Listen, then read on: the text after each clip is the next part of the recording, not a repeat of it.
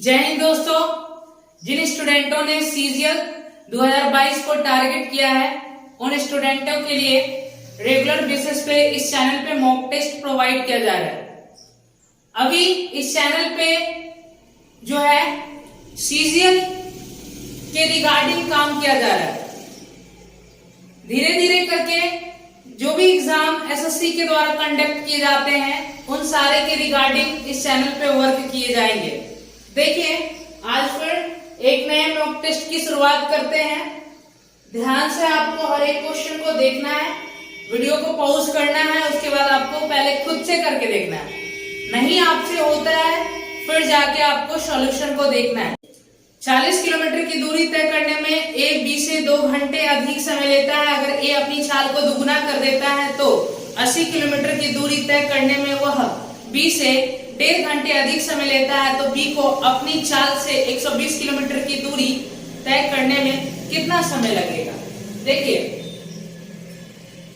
एक बात बताओ, यहाँ पे बोला ये गया है कि 40 किलोमीटर की दूरी तय करने में ए को बी से 2 घंटे अधिक लेता है, और फिर यहाँ पे बोला कि जब स्पीड को ए अपना दुगुना कर लेता है तो वह 80 किलोमीटर की दूरी तय करने में बी से 1.5 घंटे अधिक लेता है। तो यहाँ भी हम आपसे अगर पूछे कि 80 किलोमीटर ही दूरी तय करना होता ए को तो बी से कितना अधिक टाइम लगता, तो आप कहोगे कि 4 घंटा अधिक लगता। यहाँ पे 4 घंटा अधिक, लेकिन जब वो अपने स्पीड को दुगुना कर देता है ए तो सेकेंड कंडीशन में यहाँ से ये पता चला कि 80 किलोमीटर की दूरी तय करने में बी से केवल 1.5 घंटा अधिक लग रहा है। तो देखिए, ए पे काम करना है आपको। ए क्या कर रहा है, अपनी स्पीड को दुगुना कर रहा है, मतलब स्पीड 1 है तो वो स्पीड को कितना कर लिया 2, तो टाइम आप कहोगे कि 2 से 1 हो जाएगा, 1 यूनिट टाइम कम लगेगा। और हम देख पा रहे हैं कि पहले जो है 80 किलोमीटर की दूरी तय करने में ए को बी से 4 घंटे अधिक लगते थे, अब केवल 1.5 घंटा ही अधिक लग रहा है। तो कितना समय बचाया, तो आप कहोगे कि 2.5 घंटा का समय बचा लिया। तो अगर ए अपने इनिशियल स्पीड से 80 किलोमीटर की दूरी तय करेगा तो कितना टाइम लेगा, आप कहोगे 5 घंटा। अब देखिए, यहां पे आपको ये भी पता है कि इनिशियल स्पीड से जब ए 80 किलोमीटर दूरी तय करता है तो 5 घंटा अधिक लेता है और बी से 4 घंटे अधिक लेता है। इसका मतलब बी को 80 किलोमीटर की दूरी तय करने में केवल 1 ही घंटा का समय लगता है। इस आधार पे हम कह सकते हैं कि बी की जो स्पीड है वो 80 किलोमीटर प्रति घंटा है। अब आप बताओ हमें ध्यान से कि अगर बी अपनी चाल से 120 किलोमीटर की दूरी तय करेगा तो कितना टाइम लगाएगा, तो 4 से सिंप्लीफाई करेंगे, 4 3 12 4 2 8, आप कहोगे कि 1.5 घंटा का समय लगाएगा। कितना समय लगाएगा, 1.5 घंटा का समय लगाएगा। ठीक है, कौन सा ऑप्शन करेक्ट है, ऑप्शन नंबर ए आपका करेक्ट हो जाएगा फर्स्ट नंबर सवाल के रिगार्डिंग। अब देखिए सेकंड नंबर सवाल,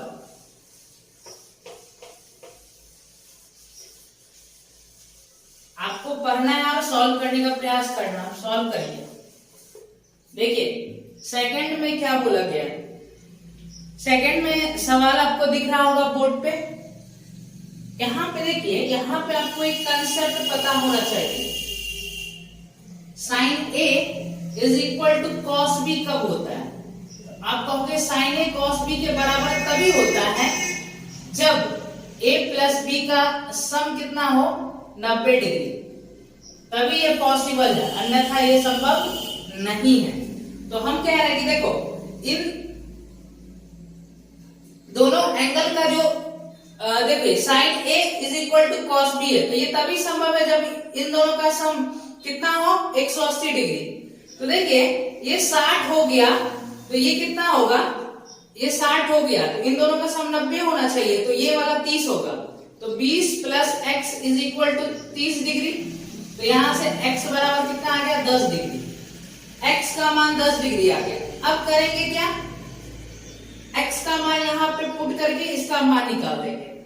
तो देखिए 2 x का मान 10 पुट करेंगे तो यहाँ पे 45 डिग्री बनेगा, और साइन 45 का मान होता है 1/√2। 1/√2 का होल स्क्वायर करेंगे 1/2 माइनस कॉसेक स्क्वायर 30 डिग्री का मान कितना होता है, तो आप कहोगे कि कॉसेक स्क्वायर 30 डिग्री का मान जो होता है वो होता है 2, और 2 का होल स्क्वायर करेंगे 4, यहां से इसको काट देंगे 1 - 4, ये उत्तर कितना हो जाएगा भाई -3। देखिए तो सेकंड नंबर सवाल का कौन सा ऑप्शन करेक्ट है। देखिए थर्ड में क्या बोला गया है, अलजेब्रा का सवाल है। यहाँ पे आपसे ये बोला गया कि 2a + 3/a का जो मान है वो कितना हो जाएगा 12। ठीक है, तो यहाँ से आपसे ये पूछा गया है कि 4a² + 9/a² का मान कितना होगा। देखिए पावर 1 देके पावर 2 पूछ लिया आपसे, क्या करेंगे, तो आपको पता है ये प्लस वाला से प्लस वाले पे जा रहे हो, तो k² - 2 करेंगे ना, तो 12 का स्क्वायर 144 - 2। लेकिन आपको ध्यान ये भी रखना है कि यहाँ पे कुछ भी नहीं होना चाहिए, यहाँ पे सिंपल a होता और यहाँ पे 1/a होता, तब तो ये ठीक है। बट यहाँ पे देखिए a का जो कोफिशिएंट है 2 है और यहाँ पे 3 आ रहा है, तो इस जो भी कोफिशिएंट से यहाँ पे मल्टीप्लाई हो रखा है आपको उससे भी यहाँ पे मल्टीप्लाई करना है। तो आप कहोगे ये 144 हो गया और ये 12 हो गया, तो ये 132 रिजल्ट बना रहा है। ठीक है, थर्ड नंबर सवाल का जो ऑप्शन ए है वो आपका करेक्ट है। फोर्थ नंबर सवाल देखेंगे। देखिए फोर्थ नंबर सवाल में क्या बोला है, फोर्थ नंबर सवाल में बोला गया है कि x - y + z का whole square minus x - y - z का होल स्क्वायर का मान ज्ञात करें। ठीक है, देखिए ये a² - b² है, तो पहले क्या करेंगे a + b × a - b। तो अगर a + b करेंगे तो x + x 2x होगा। अब देखिए यहाँ पे हो जाएगा माइनस का 2y और z, एक यहाँ पे पॉजिटिव है और यहाँ पे निगेटिव है, जब ऐड होगा तो वो दोनों कट जाएगा। ठीक है, तो ये हो गया a + b हो गया। अब a - b करेंगे, ठीक है, a - b करेंगे तो देख रहे हैं x से x कट जाएगा और y से y भी कट जाएगा और 2z हो जाएगा आपका ये। अब इन दोनों को मल्टीप्लाई कर लो क्योंकि मल्टीप्लाई करके लिखा हुआ है, तो ये 4xz - 4yz ये उत्तर बना रहा है आपका। कौन सा ऑप्शन करेक्ट हो जाएगा इस सवाल के रिगार्डिंग, आपका सी ऑप्शन करेक्ट है। 5 नंबर देखिए, 5 नंबर सवाल देखिए, यहाँ पे बोला है किसी वृत्त के चतुर्थांश का जो क्षेत्रफल है वो 9π/9 मीटर² है, तो इसकी त्रिज्या का मान ज्ञात करें। देखिए वृत्त के चतुर्थांश मतलब वृत्त के जो क्षेत्रफल होता है उसके 1/4 हिस्सा की बात कर रहे हैं। आप अगर वृत्त के क्षेत्रफल का 1/4 कर देते हो तो वो चतुर्थांश का क्षेत्रफल आता है, और इस चतुर्थांश का क्षेत्रफल दिया कितना है π/9। पाई से पाई कट गया, r² की वैल्यू 4/9 आ रहा है, तो यहां से r का मान कितना आएगा 2/3, और यही आपका करेक्ट उत्तर है और ये मीटर में आएगा। ठीक है, तो कौन सा ऑप्शन करेक्ट हो जाएगा, 5 नंबर सवाल का जो ऑप्शन सी है वो आपका करेक्ट है। 7 नंबर देखना है आपको ध्यान से, 5 हो गया, सॉरी 6 नंबर सिंप्लीफिकेशन का सवाल है। कैसे सॉल्व करोगे आप, तो देखिए पहले तो ब्रैकेट का काम होता है, तो छोड़े हटाओ, ब्रैकेट तो उधर है, कोई दिक्कत नहीं है, पहले यहाँ पे ऑफ का ही काम कर लेते हैं। तो ये कहोगे कि आप ये हो रहा है आपका 9 छिंगा 9 छिंग 54 हो रहा है ना, ये हो गया आपका कितना 8 × 24/54 बन रहा है। ठीक है, और माइनस का फिर चिन्ह है, और 2/3 और × 3 × 2 प्लस 18/9 हो जाएगा, तो यहां से 2 आ रहा है भाई। क्लियर है?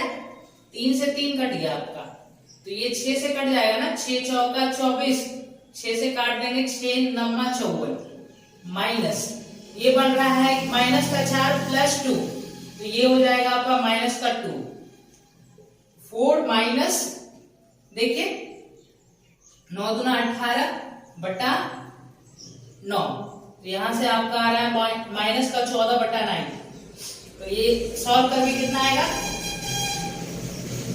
9 एकम 9, और यहाँ पे बचेगा 5 आपका, तो माइनस का 1 सही 5/9 आ रहा है, माइनस का 1 सही 5/9। कौन सा ऑप्शन करेक्ट है?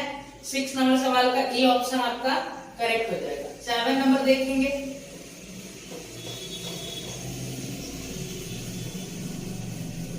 देखिए 7 नंबर सवाल में क्या बोला गया।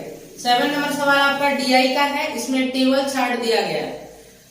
निम्न तालिका का अध्ययन करें और उसके बाद दिए गए प्रश्न का उत्तर दे। तालिका 50 व्यक्तियों के दैनिक आय दर्शाता है। 200 से कम कमाने वाले व्यक्तियों की संख्या, तो 200 से कम कमाने वाले कितने व्यक्ति हैं? 12।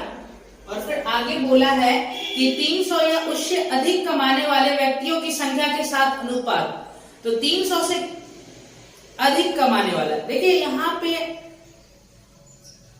आप देख पा रहे हैं कि 300 से कम कमाने वाले टोटल 34 है, ठीक है ना। तो हम क्या करेंगे, हमें तो ये निकालना है 300 से अधिक कमाने वाले, तो 50 में से अगर हम ये घटा दे, 34 घटा दे, तो ये जो व्यक्तियों की संख्या जो ये बचेगा, वो कौन से व्यक्तियों की संख्या बचेगा? उन व्यक्तियों की संख्या बचेगा जो 300 से अधिक कमाते हैं। तो 34 घटा देंगे 50 में से, तो 16 आ जाएगा। अब इसका रेशियो लेंगे भाई, तो 4 से काटेंगे, 4 3 12, 4 चौका 16, कितना आ रहा है? 3:4 आ रहा है। तो 7 नंबर सवाल का जो ऑप्शन सी है वो आपका करेक्ट होगा। अब आगे देखेंगे 8 नंबर सवाल, ये भी आपका डीआई का सवाल है। इसमें ये बोला गया कि दिया गया दंड आरेख 5 संस्थानों ए बी सी और डी और ई में पुरुष और महिलाओं की संख्या को दर्शाता है, ठीक है। विभिन्न संगठनों में पुरुष और महिला सदस्यों की संख्या, जो डार्क वाला है वो पुरुष की संख्या को दर्शा रहा है, और जो ब्लैंक वाला है वो महिलाओं की संख्या को दर्शा रहा है। आपसे सवाल में ये पूछा गया है कि किस संस्थान में पुरुषों की संख्या और सभी संस्थानों में महिलाओं की औसत संख्या के बीच का अंतर न्यूनतम है। तो अगर हम देखें कि टोटल जितने भी संस्थान हैं उनमें महिलाओं की टोटल संख्या का एवरेज कितना है, तो कैसे निकलेगा? तो सबको पहले ऐड करना होगा, फिर ऐड करने के बाद हम क्या करेंगे, 5 से डिवाइड करेंगे, क्योंकि टोटल 5 संस्थान है। तो यहाँ पे ऐड करिए, तो ये आ रहा है आपका, देखिए पहले ये 575 हो गया, तो 575 में पहले 125 जोड़ दो, तो 700 हो गया, 700, अब 700 में जोड़ देंगे आपका कितना, 450, 1150 आ रहा भैया ऐड करके। लेकिन इसका तो हमको एवरेज लेना है, तो एवरेज लेंगे तो कितना से डिवाइड करेंगे, 5 से, तो 5 दूना 10 और 5 3 15 0। तो ये आ गया सभी संस्थान में जितने भी महिलाएं हैं उन महिलाओं का औसत। अब पूछा है आपसे कि ये जो यहाँ पे अलग अलग संस्थान में जो पुरुष है उनके साथ इसका जो अंतर है सबसे कम कहाँ पे आपको दिख रहा है? तो देखिए अगर संस्थान बी में देखिए पुरुषों की संख्या 225 है और यहाँ पे सभी संस्थानों में महिलाओं की औसत संख्या आया है 230। अगर डिफरेंस देखें तो केवल 5 का है और बाकी के जितने भी जगह हैं सभी से अंतर आपको ज्यादा दिखेगा। केवल यही एक संस्थान है जहां पे अंतर कम दिख रहा है। तो कौन सा ऑप्शन करेक्ट होगा? डी ऑप्शन इस सवाल के लिए आपको करेक्ट हो जाएगा। अब देखिए 9 नंबर सवाल। 9 नंबर सवाल में क्या बोला गया, देखिए ध्यान से। 9 नंबर सवाल में ये बोला गया है कि ए का वजन बी के वजन से 20% अधिक है, जिसका वजन सी के वजन से 30% अधिक है। तो ए का वजन और सी के वजन, ए का वजन जो है सी के वजन से कितना % अधिक है। तो देखिए ये ए हो गया और ये बी हो गया और ये आपका सी हो गया। सवाल में क्या बोला, ए का जो वजन है बी से 20% अधिक है, तो ए का वजन क्या है, बी से 20% अधिक। तो इसका अगर 5 है तो इसका 6 हो जाएगा। यहां तक समझ में आ रहा है। फिर आगे बोला गया है जिसका वजन सी के वजन से, मतलब बी के बारे में बोल रहा है, जिसका वजन सी के वजन से 30% अधिक है, मतलब इसका 10 है तो इसका 13 है। तो देखिए बी का वजन तो दोनों जगह सेम होना चाहिए, बट सेम नहीं है तो आपको सेम करना होगा। इसको 13 से मल्टीप्लाई करेंगे और इसको 5 से मल्टीप्लाई करेंगे। 13 से मल्टीप्लाई करेंगे, 13 छक्का 78 और 13 पच्चे 65 और ये हो जाएगा आपका 50 हो जाएगा। ठीक है, अब बताओ ए का वजन सी के वजन से कितना % अधिक है। देखिए 50 पे कितना अधिक है, 50 पे आप कहोगे कि 28 अधिक है, तो 100 पे कितना अधिक होगा, 56। तो 100 पे जितना अधिक है उतना ही % तो अधिक है, तो 56% अधिक हो जाएगा मेरे भाई। ठीक है, क्लियर है। 9 नंबर सवाल का ऑप्शन डी आपका करेक्ट होगा। 14 व्यक्ति किसी कार्य को 18 दिन में पूरा कर सकते हैं। 5 दिन कार्य करने के बाद 6 मजदूर कार्य छोड़ देते हैं और कार्य के अंतिम दिन वापस कार्य शुरू करते हैं, तो कार्य कितने दिन में पूरा होगा। देखिए टोटल 14 लोग थे और वो एक काम को कर रहे थे। ठीक है, और वो अगर कंटिन्यूअस काम को करते रहते तो 18 दिन में काम खत्म कर देते, लेकिन उन्होंने 5 दिन तक काम किया, उसके बाद उसमें से 6 मजदूर चले गए और जब अंतिम दिन वो वापस आए, तो एक बात बताइए ध्यान से आप, 5 दिन शुरू में काम किया टोटल 14 व्यक्ति, और जितने 6 व्यक्ति जो चले गए थे वो अंतिम दिन आ गए, तो मतलब कि 14 व्यक्ति साथ मिलकर कितने दिन काम किए होंगे। आप कहोगे कि 6 दिन काम किए होंगे, तो 14 व्यक्ति के 6 दिन का जो काम खत्म हो गया, तो कितने दिन का काम बचा, आप कहोगे 12 दिन का काम बचा। और इस 12 दिन के काम को कितने व्यक्तियों ने किया है, तो आप कहोगे कि 14 में से 6 कम व्यक्तियों ने किया है, तो 14 में से 6 कम कर देंगे, मतलब 8 व्यक्तियों ने किया है ना। तो 8 से आपको इसको काटिए, 8 से कितनी बार में जाएगा, सॉरी 8 से तो नहीं जाएगा, पहले 4 से ही काट लो। 4 दूना 8, 4 से 4 3 12, 2 से काट देंगे, 2 से 14, 7 दिया 21। तो कार्य कितने दिन में खत्म हुआ, तो 21 दिन ये हो गया आपका, और उधर का 6 दिन, 21 प्लस 6, टोटल 27 दिन में काम खत्म हुआ है। टोटल कितने दिन में काम खत्म हुआ है, 27 दिन में। तो 10 नंबर सवाल का देखेंगे कौन सा ऑप्शन करेक्ट है। 10 नंबर सवाल का जो ऑप्शन डी है वो आपका करेक्ट हो जाएगा। देखिए 11 नंबर सवाल, 11 नंबर सवाल में क्या बोला गया है, यहाँ पे a square plus B square plus C square plus 216 is equal to 12 times of a plus B minus 2c, ये लिखा हुआ है। तो आपसे सवाल में ये पूछा गया है कि रूट अंडर में A B minus B C minus C A का मान कितना होगा।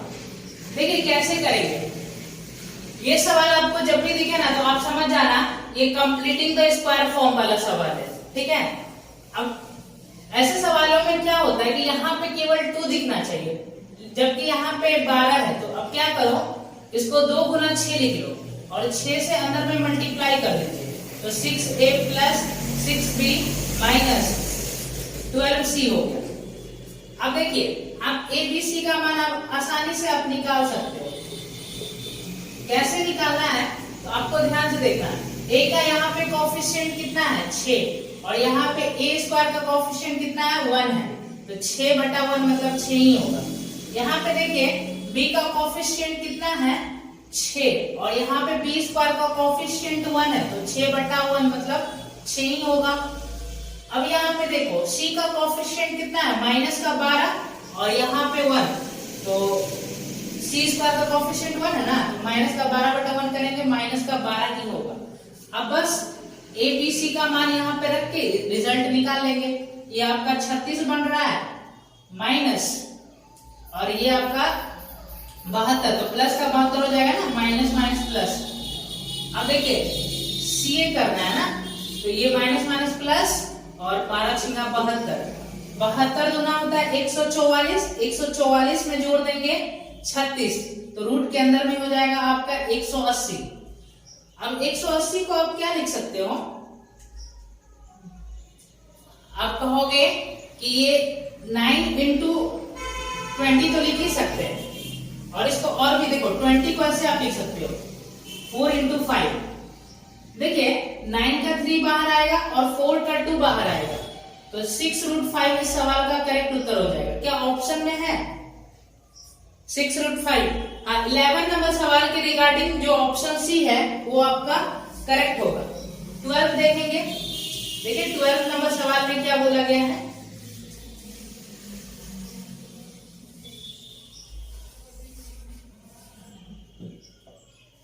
देखिए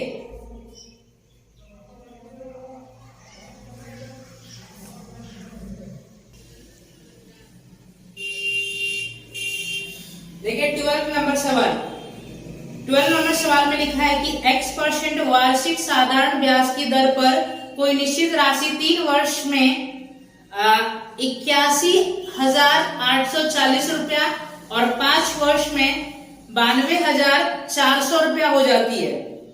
यदि ब्याज की दर x+2% हो जाती है तो कितने वर्ष में वही राशि स्वयं की दुगुना हो जाएगी। देखिए आपने एक निश्चित धन उधार लगाया साधारण ब्याज पे, और वो 5 सालों में जो है 5 सालों में हो गया है 92,400 रुपया, और यही धन 3 सालों में कितना हो गया है, आप कहोगे कि ये धन 3 साल में हो गया है 81,840 रुपया। तो आप यहां से बता नहीं सकते क्या कि 2 साल के का ब्याज कितना है, कहोगे हाँ ऑब्वियस सी बात है, अंतर लेना होगा। तो यहाँ पे 0 और 10 में से 4 जाएगा 6 और 13 में से 8 जाएगा, कितना हो जाएगा भाई 5, और ये आपका हो गया ये हो गया आपका 1 में से 1 जाएगा 0 और 1। तो यहाँ से देखिए ये 2 साल का आपका सिंपल इंटरेस्ट है। तो अगर 1 साल का हम कैलकुलेट करें तो 1 साल का कितना आएगा, 2 से डिवाइड करेंगे, यहाँ पे 5 और ये 28 दूना 56। 1 साल का आपका जो साधारण ब्याज है वो 5,280 रुपया है। अगर हम आपसे पूछे कि बताओ जरा कि 3 साल का साधारण ब्याज कितना है, तो 3 गुना करना पड़ेगा इसको, 0 और 28 दिया 84 होता है और 5 दिए 15, तो आप कहोगे 15,840 रुपया है। अब ये 3 साल के बाद का अमाउंट है और आपको 3 साल का ऐसा ही पता चल गया है, तो आप हमें बताओ कि प्रिंसिपल कितना होगा। तो आप कहोगे 81,840 में से हम 81,840 में से हम 15,840 को घटा देंगे, तो जब घटा देंगे तो कितना आ जाएगा, आप कहोगे कि 66,000। ठीक है, अब देखिए अब हमें रेट निकालना है। रेट कैसे निकालेंगे, तो आपको पता होगा कि रेट निकालने का फॉर्मूला होता है 1 साल का साधारण ब्याज बटा प्रिंसिपल गुना 100%। ये रेट निकालने का फॉर्मूला है, रेट परसेंट। तो देखिए तो रेट परसेंट कितना आ जाएगा भाई, 1 साल का साधारण ब्याज आप जानते हो कि 5,280 रुपया है, और प्रिंसिपल कितना हमने निकाला है 66,000 रुपया प्रिंसिपल निकाले गुना 100%। 3 जीरो से आपका 3 जीरो खत्म। अब देखो 66 का ये कितना गुना है, तो अब कहोगे ये 8 गुना है ना, 8 गुना है। तो यहां से रेट परसेंट जो आया कितना आ गया, 8% रेट आ गया। अब कह रहा है कि ब्याज की दर अगर x+2% कर दे तो 8% में 2% जोड़ देंगे तो 10% हो गया। तो 10% की ब्याज दर से वह राशि स्वयं का दुगना कितने वर्षों में हो जाएगा। तो आपको पता है कि दुगना किसी धनराशि को करना है तो उसके लिए हमको 100% ब्याज चाहिए। तो 10% रेट के हिसाब से 10 साल में आपको 100% ब्याज मिल जाएगा। तो 10 साल के बाद ये जो धन है वो दुगना हो जाएगा। तो 12 नंबर सवाल का जो ऑप्शन करेक्ट होगा वो ए ऑप्शन करेक्ट हो जाएगा। यहाँ के बाद आप मेंटली कर सकते हो, लिखने की आवश्यकता है नहीं। 12 नंबर सवाल कंप्लीट हो गया। अब 13 पे प्रोसीड करेंगे। देखिए 13 में क्या बोला गया। 13 में बोला गया कि 5 क्रमागत विषम संख्याओं के वर्गों का औसत 233 है। तो सबसे बड़ी संख्या और सबसे छोटी संख्या का औसत ज्ञात करें। देखिए टोटल 5 संख्याएं हैं और उनके वर्गों का जो औसत है वो 233 है। तो उन संख्याओं में जो सबसे बड़ा होगा और जो सबसे छोटा होगा उसका औसत बताना है। देखिए हम आपसे पूछ रहे हैं कि ये 233 जो है ये किस विषम संख्या के वर्ग के करीब करीब है। तो आप कहोगे कि 15 का स्क्वायर होता है, 15 एक विषम संख्या और उसका स्क्वायर होता है 225, उसी के ये करीब करीब है। इसका मतलब ये हो गया कि 15 आपका मिडिल, 15 जो है ये आपका इन विषम जो ये 5 विषम संख्याएं हैं उनमें से ये मिडिल में आने वाला नंबर है। समझ में आया। तो आप देखिए अगर आपसे ये मिडिल में है ये नंबर, तो आपसे अगर हम सबसे छोटा विषम संख्या पूछे तो आप कहोगे कि इधर 2 संख्या होगा और विषम संख्या 2 के गैप पे आता है। तो सबसे छोटा वाला जो है 4 घटा देंगे तो 11 हो जाएगा, सबसे छोटा वाला है। अगर आपसे हम पूछे कि सबसे बड़ा वाला कौन सा होगा तो 4 जोड़ना पड़ेगा तो ये 19 हो गया। तो ये सबसे छोटा है और ये सबसे बड़ा है, इन्हीं दोनों का औसत पूछा गया है। तो आप कहोगे कि सम आ रहा है कितना, 19 + 11 30, अब बटा 2 कर देंगे तो इनका जो एवरेज है वो 15 आ जाएगा। ओके 13 नंबर सवाल का बी ऑप्शन आपका करेक्ट होगा। अब देखिए 14 नंबर सवाल।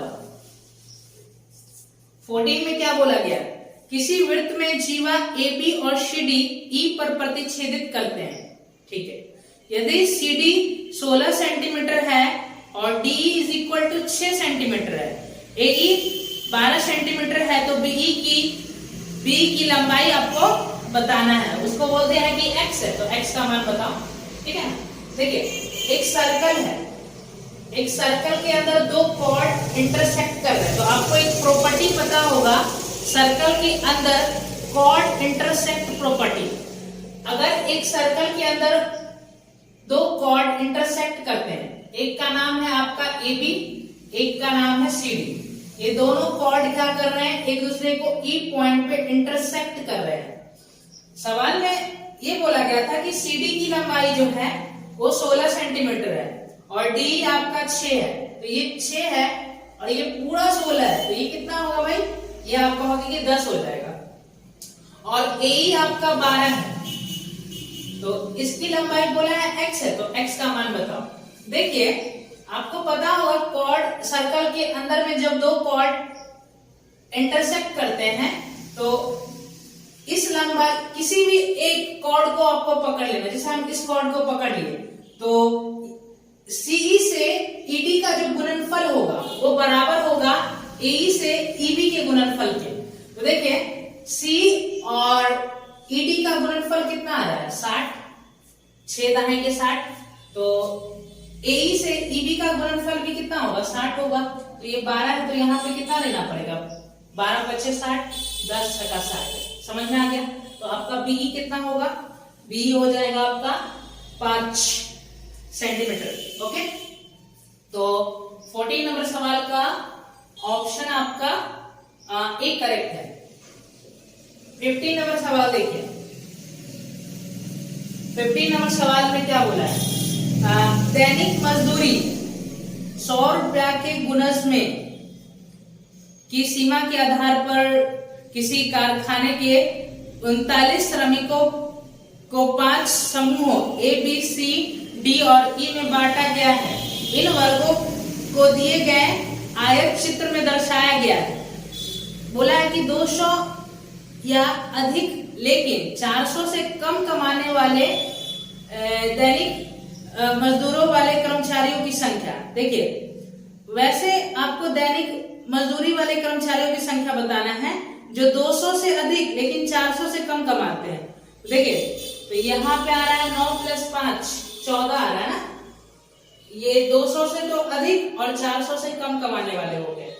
और फिर आगे बोला गया है कि 400 या उससे अधिक लेकिन 600 से कम कमाने वाले, 400 या उससे अधिक लेकिन 600 से कम। तो ये टोटल जोड़ के कितना आ रहा है? आप कहोगे ये टोटल जोड़ के आ रहा है 23 ना। तो कितना आ गया अनुपात? 14:23 आ गया। तो देखिए 15 नंबर सवाल का जो ऑप्शन डी है वो आपका करेक्ट हो जाएगा। देखेंगे 16 नंबर सवाल। देखिए यहाँ पे बोला गया है कि किसी वस्तु पर उसके क्रय मूल्य से 27% अधिक मूल्य अंकित किया जाता है। यदि अंकित मूल्य पर x% की छूट देने के बाद भी 6.68% का लाभ होता है तो x का मान ज्ञात करें। पहले क्या किया गया है, एक वस्तु को है 27% मार्कअप कर दिया, मतलब अगर उसका दाम 100 रहा होगा तो उसका दाम 127 कर दिया। फिर उस पर एक डिस्काउंट दिया गया, पता नहीं डिस्काउंट कितना का दिया, तो उसको मान लिए कि x/y में, मतलब कि डिस्काउंट देने के बाद वो x/y में चेंज हुआ होगा, ठीक है ना। फिर आगे सवाल में ये बोला कि डिस्काउंट देने के बाद भी जो प्रॉफिट हुआ है वो 6.68% का, मतलब 100 का सामान जो है वो कितने में बिका? 106.68 में, ठीक है। अब देखिए 100 से 100 आपका कट गया, 127 से इसको काटेंगे कितने बार में जाएगा? तो देखिए 127 का अगर हम 8 गुना करते हैं तो 827 × 216 तो 1016 आ रहा है ना। तो 1016 आ रहा है तो 0.8 1016 हो गया। तो घटा के कितना बच रहा है भाई? तो आप कहोगे 1016 है ना, तो यहाँ पे 5 बचेगा और यहाँ पे 0 और यहाँ पे 8। अब देखिए फिर 127 से कितने बार में कट जाएगा? 127 पचे कट जाएगा, नहीं 127 पचे नहीं जा पाएगा, 127 चौका चला जाएगा। 127 चौका करोगे तो 100 चौका 400 और 27 चौका 108, 508 चला गया ना। तो कितने बार में गया भाई? 4 बार में। क्लियर है ना? 4 ही बार में गया ना। तो आप देखो यहां से ये 1 बना था और ये बना है 0.84। तो इसको अगर हम 100 बनाएंगे तो ये कितना हो जाएगा? आप कहोगे 84। तो 100 का समान अगर x रेशियो आ गया आपका, y कितना आ गया? तो आप कहोगे x रेशियो y आया 100/84। तो मतलब जो डिस्काउंट है वो कितना का दिया गया था? तो आप कहोगे कि 16% का डिस्काउंट दिया गया था। ऑप्शन में है क्या? 16 नंबर सवाल का जो ऑप्शन ए है वो आपका करेक्ट हो जाएगा, ठीक है। ये x/y का मान निकला है, ठीक है ना। अब देखो ना x/y जो चेंज हुआ है, कैसे चेंज हुआ? 100 से 84 हुआ। तो आप खुद ही बताओ कितना का डिस्काउंट दिया होगा? 16% का डिस्काउंट दिया होगा। सिंपल सा है, बस आपको काटने में थोड़ा सा दिक्कत हो सकता है, बट आपको एक फॉर्मूला पहाड़े याद है तो आप आसानी से कर पाओगे। पहाड़ा याद करिए, पहाड़ा याद होना अति आवश्यक है कंपटीशन के आप अगर छात्र है तो। केंद्र O और 13 सेंटीमीटर त्रिज्या वाले वृत्त में चाप AB खींचा जाता है। A और B पर खींची गई स्पर्श रेखा P पर प्रतिच्छेदित करती है, ठीक है। और एंगल APB 60 डिग्री है। और यदि केंद्र O से AB की जो दूरी है वो 5 सेंटीमीटर है तो AB की लंबाई ज्ञात करें। देखिए ये सर्कल हो गया, सर्कल का सेंटर कितना है भाई? सर्कल का सेंटर O है। अब आगे बोला ये गया है कि ये सर्कल की जो त्रिज्या है ना वो क्या है? ये 13 सेंटीमीटर है सर्कल की त्रिज्या, यहां तक समझ में आ गया। और ए बी एक पॉइंट है और एक बी पॉइंट है, इस एक ए पॉइंट हो गया और एक बी पॉइंट हो गया। इस ए और बी पॉइंट से क्या खींचा गया है, टेंजेंट खींचा गया, जो कहां पे मिलते हैं, पी पॉइंट पे जाके मिल रहे हैं, पी पॉइंट पे जाके मिल रहे हैं। और ये एंगल आपको 60 डिग्री बोला था, ठीक है ना।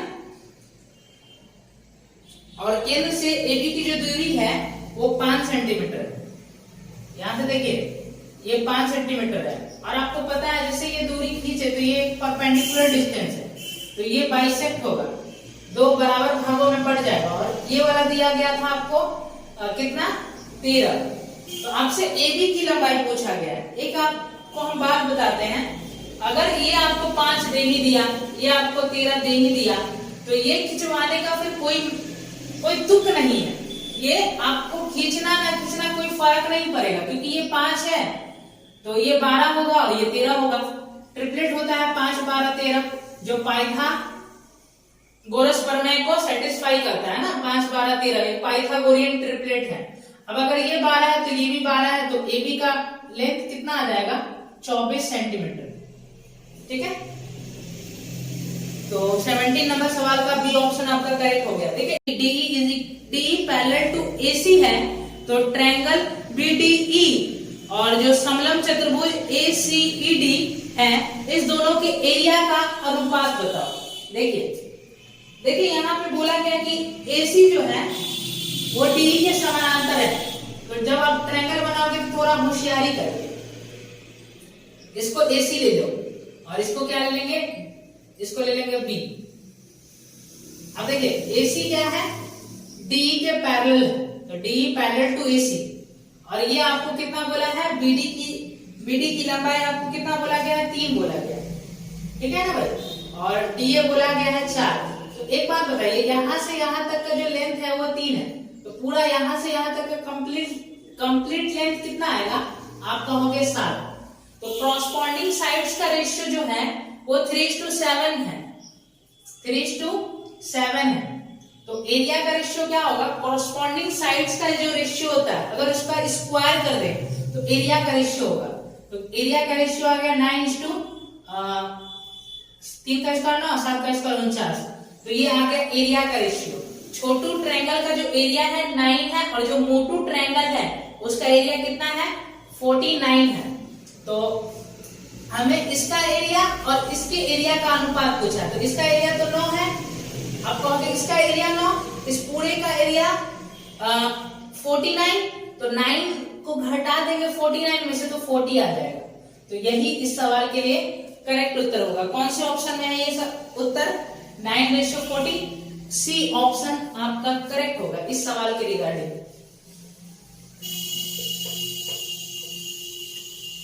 देखेंगे 19 के बाद 19 नंबर देखेंगे ना। देखिए 19 नंबर सवाल तो बहुत आसान है।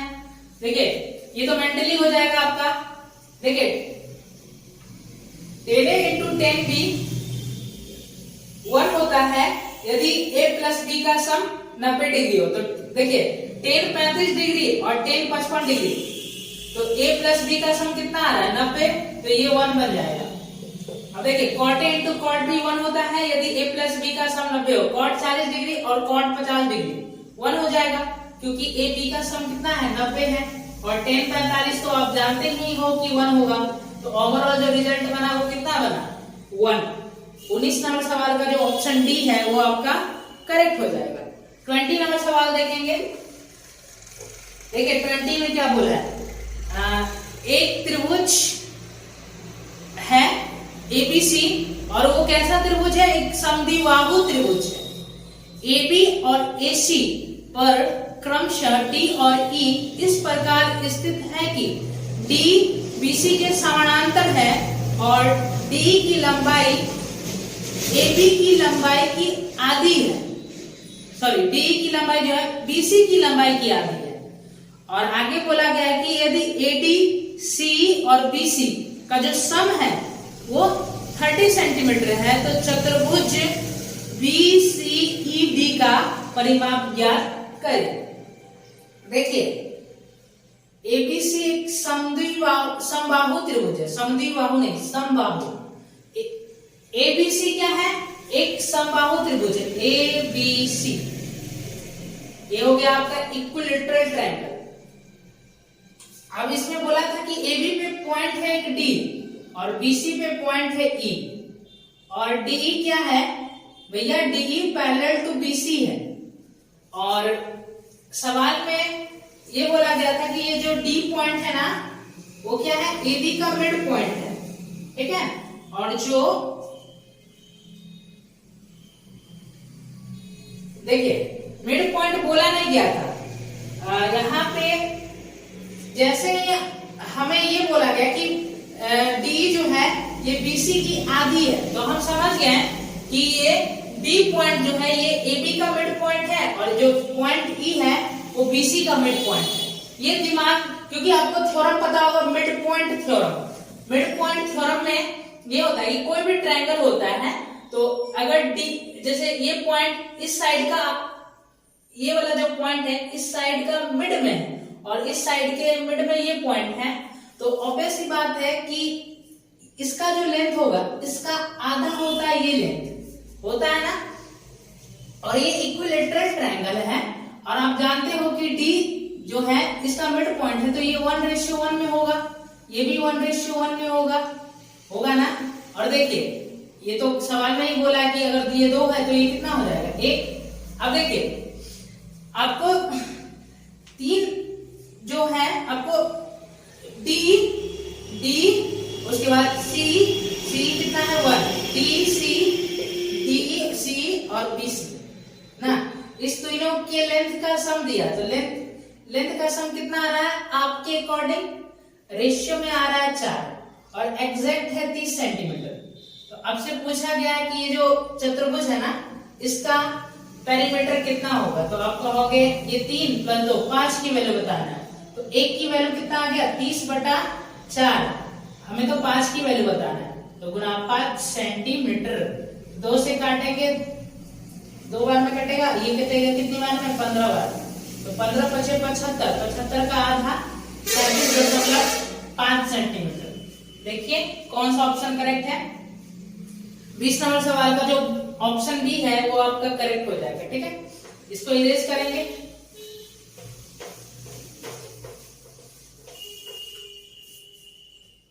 नंबर सवाल, निम्नलिखित तालिका का अध्ययन करें और उसके बाद दिए गए प्रश्न का उत्तर दे। तालिका में दिए गए आंकड़े 5 संस्थान में 4 विभिन्न विषयों में अध्ययन करने वाले छात्रों की संख्या को दर्शाता है।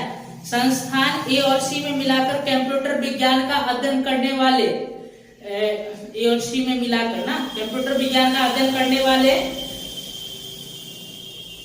कुल छात्रों की संख्या, और संस्थान बी और डी में कला का अध्ययन करने वाले छात्रों की संख्या की कितनी % है। तो देखिए ए और सी में मिलाकर कंप्यूटर विज्ञान का अध्ययन करने वाले टोटल छात्र कितने हैं देखेंगे। तो देखो आप ध्यान से, ए और सी में, तो आप कहोगे ये आ रहा है 108 आ रहा है, 108। अब आगे देखिए बी और डी में मिलाकर कला का अध्ययन करने वाले, तो बी और डी में मिला के कला का अध्ययन करने वाले कितना हो जाएंगे? 90। और इस 90 का ये कितना % है बताना है। तो देखिए अगर हम इसको 9 से काट लें तो ये 10 बार में जाएगा और ये 12 बार में जाएगा, तो ये 100 है तो ये 120 है। तो 100 का 120 कितना होता है? 100 का 120 क्या होगा? 120% होगा, 120% हो गया। यही सवाल का करेक्ट उत्तर हो जाएगा, ठीक है ना। तो देखिए 21 नंबर सवाल का जो ऑप्शन ए है वो आपका करेक्ट हो जाएगा, ठीक है। 22 नंबर सवाल देखिए, 22 में क्या बोला है? ए ने बी को कोई वस्तु 25% के लाभ पे बेची और बी ने सी को यह वस्तु 15% के लाभ पर बेची, ठीक है।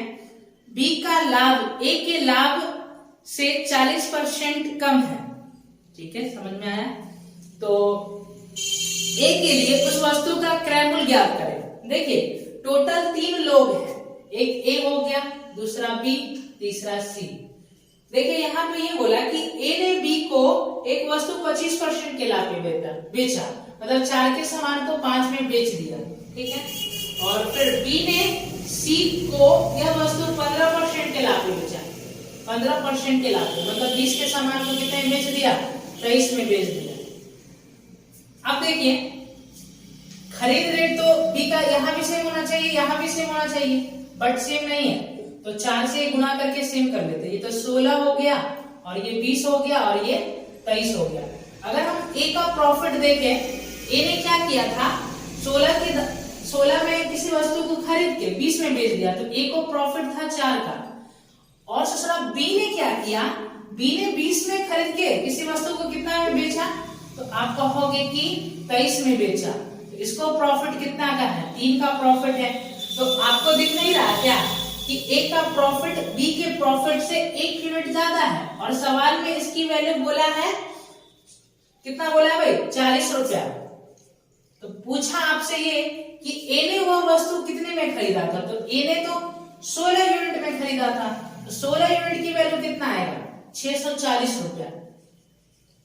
देखिए ऑप्शन में है क्या, 22 नंबर सवाल का ए ऑप्शन आपका करेक्ट हो जाएगा।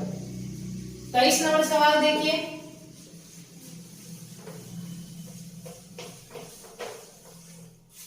तेईस नंबर सवाल, के का वह मान ज्ञात करें कि संख्या क्या लिखा है, देखिए 7 2 k 4 6 0 k, ये जो है 6 से विभाज्य है। अब देखिए कोई संख्या 6 से तभी विभाज्य हो सकता है जब वो 3 से भी विभाज्य हो और वो संख्या 2 से भी विभाज्य हो। तो अगर कोई संख्या 2 से विभाज्य है तो आप अपने दिमाग में ये बात सेट कर लेना कि जो यूनिट डिजिट है वो हमेशा इवन होना चाहिए। तो इस आधार पे हमें ये पता चल गया कि k का मान जो है वो एक इवन नंबर है। समझ में आया? अब 3 से विभाज्य होने के लिए क्या, 3 से विभाज्य होने के लिए रूल ये होता है कि उसका सम 3 से विभाज्य होना चाहिए। अगर किसी संख्या का सम 3 से विभाज्य है तो वो संख्या भी क्या होगा, 3 से विभाज्य होगा।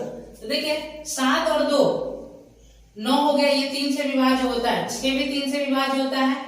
देखिए 4 में 3 तो 3 से विभाज्य होता है, इसका एक यहां से बच जाएगा शेष, एक रिमाइंडर बचेगा, अब प्लस का 2k।